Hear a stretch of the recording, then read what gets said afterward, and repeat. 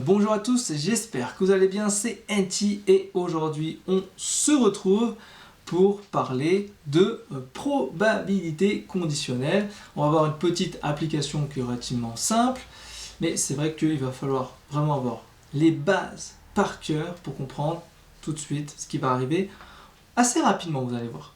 Donc là, je vais parler des probabilités conditionnelles, on va prendre un exemple et je vais prendre l'exemple du jeu de cartes. J'adore jouer au jeu de cartes. Et on va prendre un jeu de cartes avec un univers de 32. Donc on a 32 cartes dans ce jeu. Ok? Jusque-là, ça va?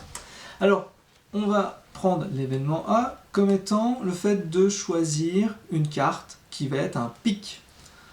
Un pic. L'événement B, ça va être le fait de choisir une carte qui est rouge. Donc, soit carreau, soit cœur. Et on va prendre l'événement C, qui est tout simplement le fait de choisir une figure. Donc une figure, ça peut être un valet, ça peut être une dame, ou ça peut être un roi. Voilà. On a nos trois cas, nos trois événements. Maintenant, on va calculer l'événement A, la probabilité de A, la probabilité de B, la probabilité de C, et je vais m'amuser à les interférer comme ça. Alors, c'est l'événement A, c'est la probabilité de tomber sur un pic sur 32 cartes. On sait très bien qu'il y a 8 pics, 8 carreaux, 8 cœurs, 8 trèfles. Et si on multiplie par 4, on a 32 cartes. Donc la probabilité de A, c'est de faire 8 sur 32. 8 sur 32, ça fait un quart. D'accord? Donc on a 25% de chance de tomber sur un pic. C'est classique. P de B. P de B, c'est donc le fait de tomber sur un rouge. Alors ça peut être soit carreau, soit cœur. Donc on en a 8 plus 8, 16. 16 sur 32. Donc un demi. Donc on a 50% de chance de tomber sur un rouge. Et puis pour les figures, probabilité de C, et on a 1, 2, 3, 4 valets différents. On a 1, 2, 3, 4 dames différentes. Et 1, 2, 3, 4 rois différents. En fait, on a 3 fois 4, 12. Donc on a 12 divisé sur 32. 12 divisé sur 32, si je divise par 2, ça me fait 6 sur 16, 3 sur 8. Ok? Donc voilà, ça c'est pour les probabilités. Maintenant, je vais m'amuser à les marier, c'est-à-dire que je vais faire A inter B. Que vaut A inter B? Alors, la chose classique à faire, c'est P de A fois P de B. Je vais le faire. Ça fait donc un quart fois un demi. Donc ça fait un huitième. Voilà, j'ai trouvé P de A inter B. Ah, mais j'ai pas posé une question dans ma petite tête. Je me suis pas posé une question. Regardez bien. Je sais pourquoi je me prends le temps là-dessus, c'est que je sais qu'il y a énormément d'erreurs chaque année sur ce genre de choses. Regardez bien. Là, l'événement A, c'est être un pic. Vous savez très bien que les pics sont noirs. Or, B, c'est le fait d'être en rouge. Tu ne peux pas être à la fois noir et à la fois rouge. Donc tu peux pas, c'est pas possible. Donc, ça c'est faux. Et donc on dit que P de A inter B est incompatible. Donc, P de A inter B, ça vaut 0. 0. D'accord? Super. Je vais me le noter de côté. Je vais noter ici tous les P de A inter B, ça vaut 0. Maintenant, je vais reprendre la même chose. Et maintenant, on va trouver, on va prendre une autre. Disons P de B inter C. Donc P de B inter C, c'est le fait d'avoir P de B fois P de C. D'accord?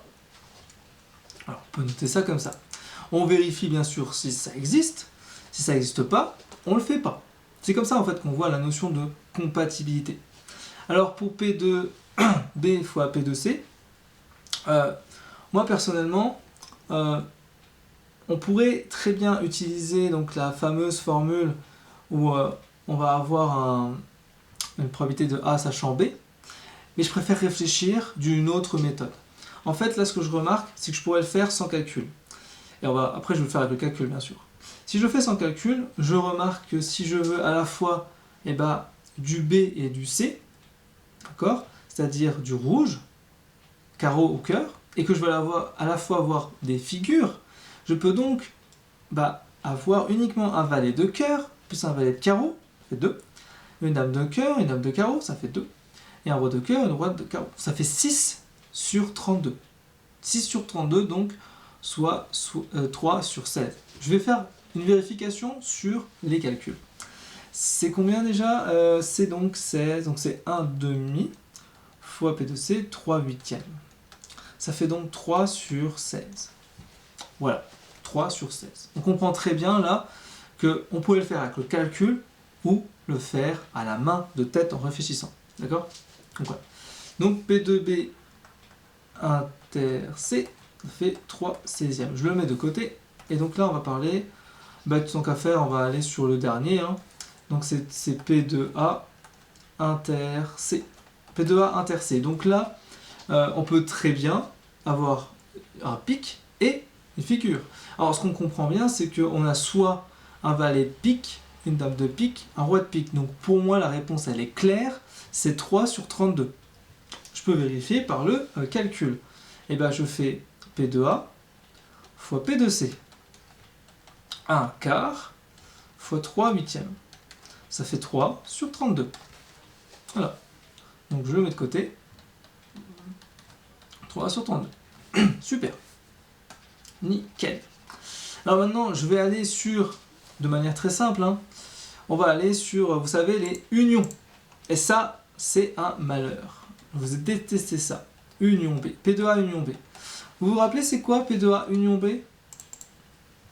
Eh bien, P de A, union B, c'est P de A plus P de B moins P de A inter B. Tout simplement. Donc ça fait P de A, c'est donc 1 quart, P de B, c'est donc 1 demi, moins P de A inter B, ça valait 0. Donc 1 quart plus 1 demi, donc on peut faire 1 quart plus 2 sur 4, donc 3 quarts. Ok? Je vais enchaîner direct avec P de A. P de A, donc disons union C, tant qu'à faire. Puis on va faire après P de B, union C. Alors P de A, union C. Donc c'est P de A plus P de C moins P de A inter C. Voilà. Donc P de A c'est 1 quart, P de C c'est 3 huitièmes, moins P de A inter C c'est 3 32. Donc, moi je le fais de tête, évitez les calculs s'il vous plaît, faites de tête. Faites en sorte de trouver tout par vous-même. Donc, là, on multiplie par 8. Ici, on va multiplier par 4. Ici, on multiplie pas. Donc là, c'est 32. Donc, 8 plus 12, 20, moins 3, 17. 17 sur 32. Voilà. Ça, c'est P de A, union C. Ok. Et puis, je vais juste faire... Je reprends juste là. Top. Et puis, tant qu'à faire, je vais faire le dernier. Donc, c'était quoi? C'était P2 B union C. Celui-là, on l'avait pas fait. Donc, c'est P2A plus P2B, pardon, plus P2C moins P2A, P2B inter C.